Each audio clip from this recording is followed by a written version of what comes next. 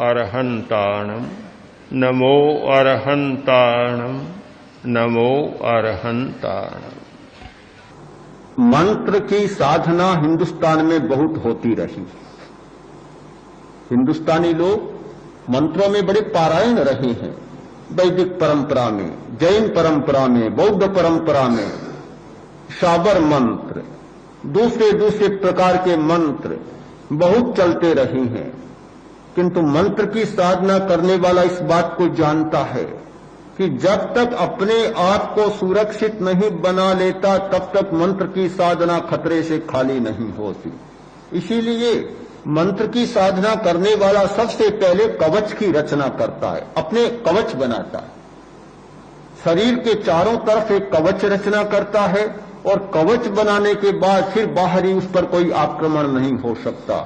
जैसे आप प्रेक्षा ध्यान करते हैं, एक एक शरीर पर, सिर पर, ललाट पर, आंख पर, कान पर, एक एक अवयव पर ध्यान करते हैं, वैसे ही मंत्र की साधना करने वाला एक एक अवयव की सुरक्षा करता है।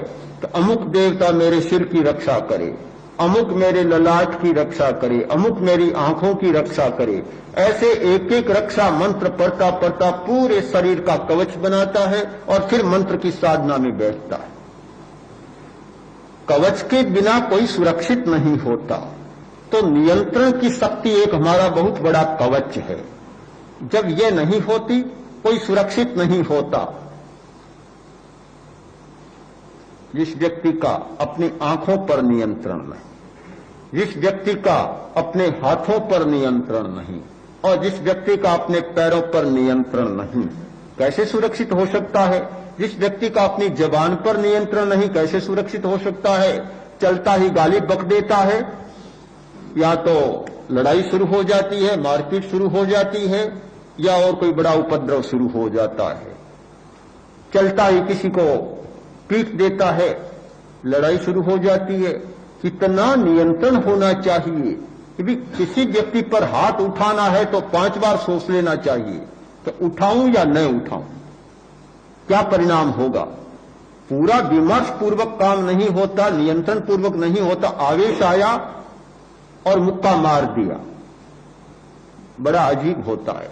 आवेश तो हर आदमी में आता है और आवेश का काम है मुक्का मार देना। बस आवेश आया और मुक्का मार दिया, ये तो सहज काम है, ये तो हमारी स्वाभाविक प्रवृत्ति है।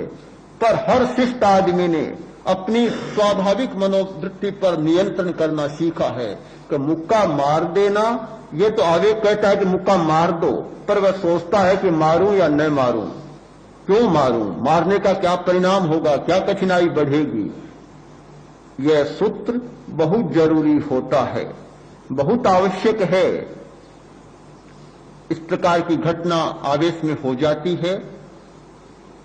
अभी अभी ये घटना सुनी, किसी आरक्षी ने कुछ ऐसा किया, आखिर कैसे समेटना पड़ा अधिकारियों को, उच्च अधिकारियों को कैसे समेटना पड़ा कि बड़ी विचित्र स्थिति बनती है। तो ये नियंत्रण की बात हमारे जीवन में बहुत आवश्यक है। एकाग्रता के बिना यह नियंत्रण विकसित नहीं होता। तो एकाग्रता का पहला परिणाम होता है नियंत्रण की शक्ति का विकास। दूसरा परिणाम है दक्षता का विकास, यानी कुशलता बढ़ती है, एफिशिएंसी बढ़ती है। एक ही काम एक चंचल चित्त वाला व्यक्ति करता है और वही काम एक स्थिर चित्त वाला व्यक्ति करता है। दोनों की दक्षता में बहुत बड़ा अंतर आ जाएगा। दक्षता एकाग्रता के साथ जुड़ी हुई है। जिसका चित्त ही नहीं टिकता, कैसे अच्छा काम करेगा, कैसे वह कुशल बनेगा। कोई चित्रकार, कोई लिपिकार, कोई कलाकार, कोई अध्ययनशील व्यक्ति एकाग्र हुए बिना कभी सफलता को अवर्ण नहीं कर सकता। दक्षता उसकी नहीं बढ़ सकती। जितनी जितनी दक्षता बढ़ती है वह एकाग्रता के द्वारा बढ़ती है, एकाग्रता के बिना नहीं बढ़ सकती।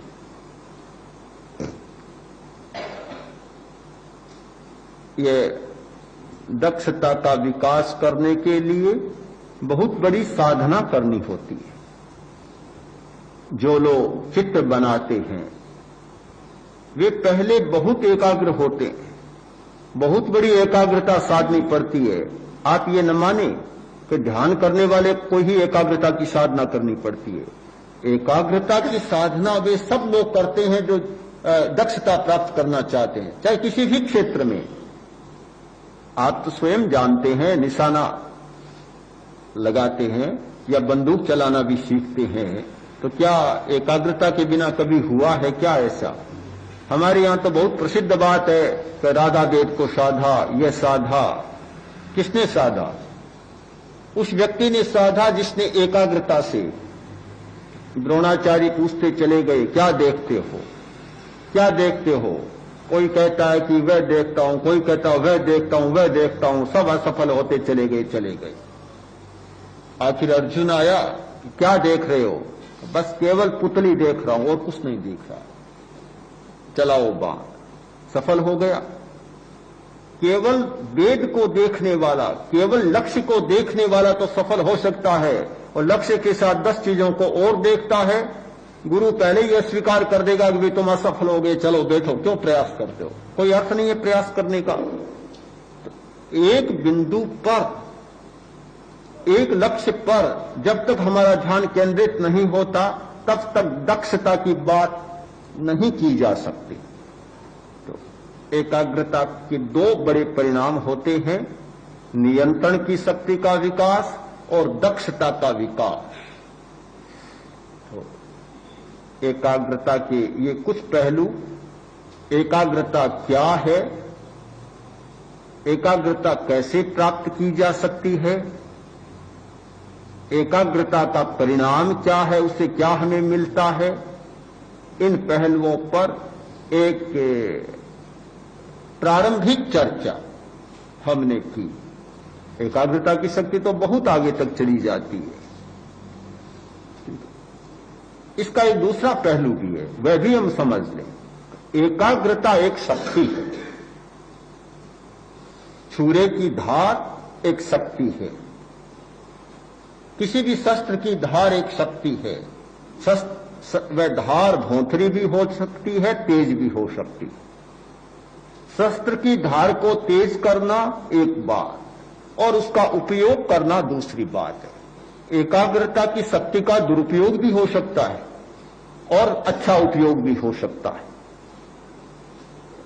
एकाग्रता की जैसे चाकू है, चाकू से किसी का पेट भी चीरा जा सकता है और चाकू से ऑपरेशन भी किया जा सकता है।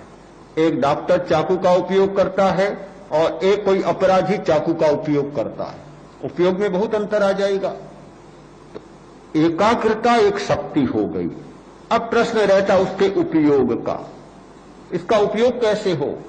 जिसने एकाग्रता की शक्ति साध ली दूसरे का अनिष्ट भी कर सकता है। इसीलिए ध्यान के द्वारा जो हम एकाग्रता की शक्ति प्राप्त करते हैं तो हमारा चित्त भी निर्मल होता है, चेतना निर्मल होती है। जब निर्मलता और एकाग्रता दोनों बातें साथ आती है, फिर किसी का अनिष्ट करने की बात नहीं होती, फिर उसका अच्छा उपयोग होता है।